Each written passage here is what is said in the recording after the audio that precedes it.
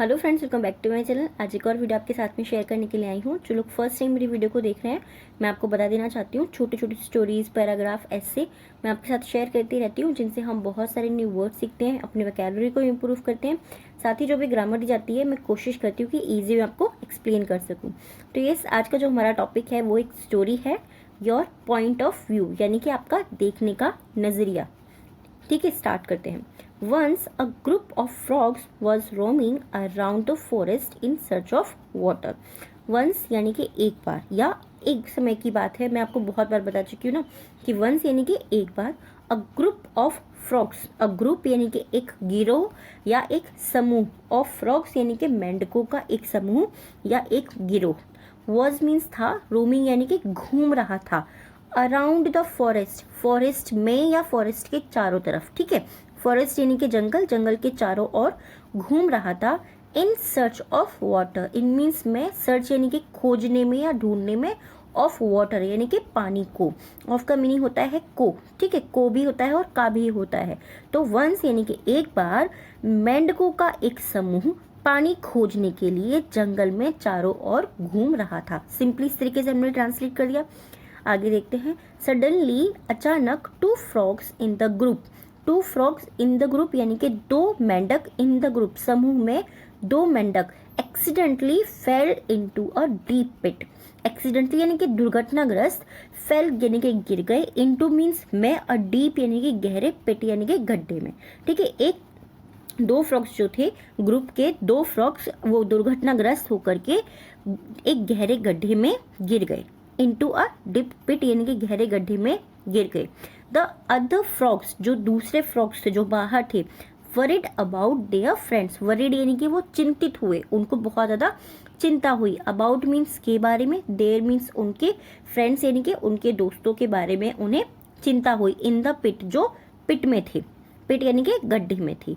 Seeing how deep, seeing मतलब देखकर, how means कितना, डीप मीन्स गहरा, देखकर कि वो जो गड्ढा है, हाउ डीप, पिट, पिट जो है वो गहरा, गड्ढा जो था वो कितना गहरा था, ये देखकर वो चिंतित हुए।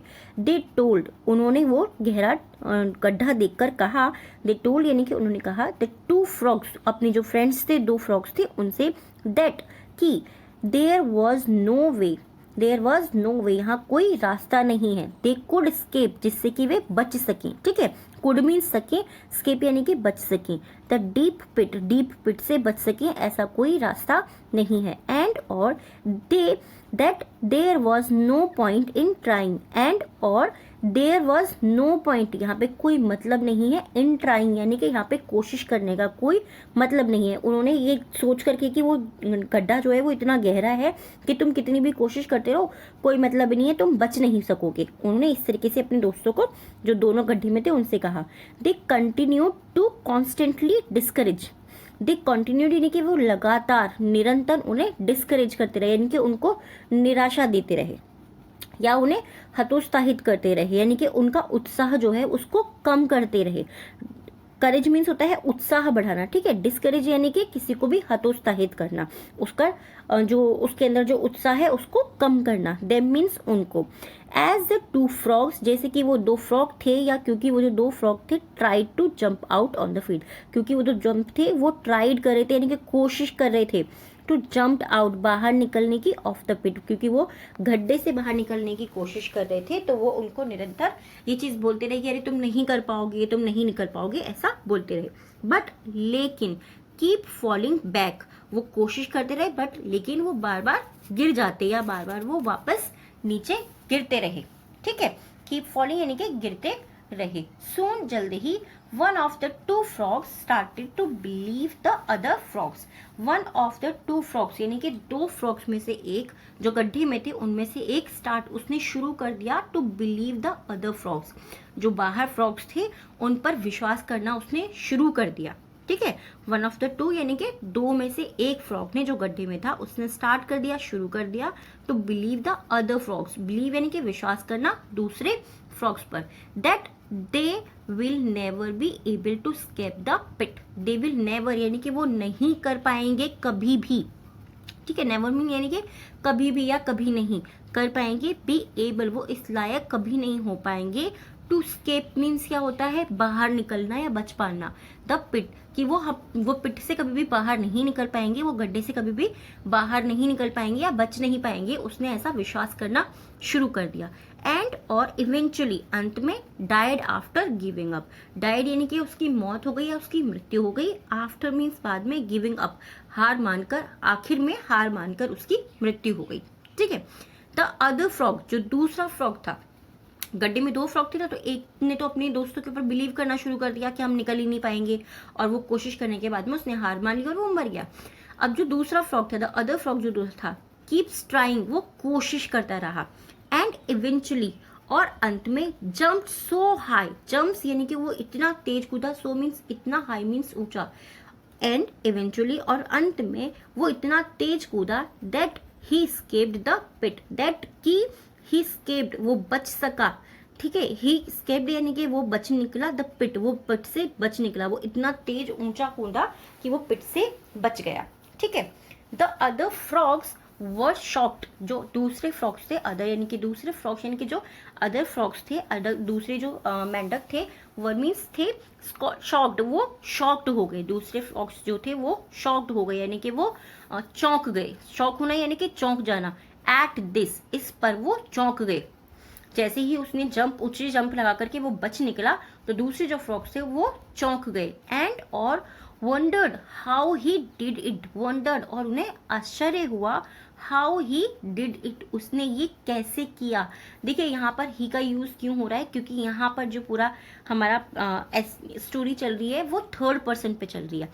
जब 3rd पर्सन होता है वहां पर आप एनिमल्स के लिए, बर्ड्स के लिए ही यूज कर सकते हैं, कोई इशू नहीं होता है। ये चीज ध्यान रखेगा, क्योंकि कई बार कमेंट भी आते हैं ना कि मैम एनिमल्स के लिए तो हम इट यूज करेंगे, बट ऐसा कंपलसरी नहीं है। 3rd पर्सन के लिए हम ही भी यूज कर सकते हैं ग्रामेटिकली, अगर आप चाहते हैं तो, राइट। कि उसने ऐसा क्या किया, वो ऐसे सोचने लगे। द डिफरेंस, जो अंतर था, वॉज मीन्स था, द डिफरेंस वॉज, अंतर जो था, दैट की द सेकेंड फ्रॉग, जो दूसरा फ्रॉग था, वॉज डीफ, वो बहरा था। एंड कुडंट हियर, और वो सुन नहीं सकता था। ठीक है, कुड नॉट यानी कि सुन नहीं सका। कुड मीन्स होता है सका, जब हम पास्ट में बोलते हैं ना। कैन मीन्स होता है सकता। ठीक है, कैड की ही सेकंड फॉर्म है कि मैं ये नहीं कर सका, मैं ये नहीं कर पाया, बोलते हैं ना, वही चीज कि वो सुन नहीं सका। The discouragement of the groups, जो ग्रुप था उनका, जो गिरोह था, वो डिस्करेजमेंट कर रहा था, जो वो निराशा दे रहा था, वो नहीं सुन पाया। ही सिंपली थॉट, उसने केवल सोचा या उसने बस सोचा, दे वर चीयरिंग हिम ऑन।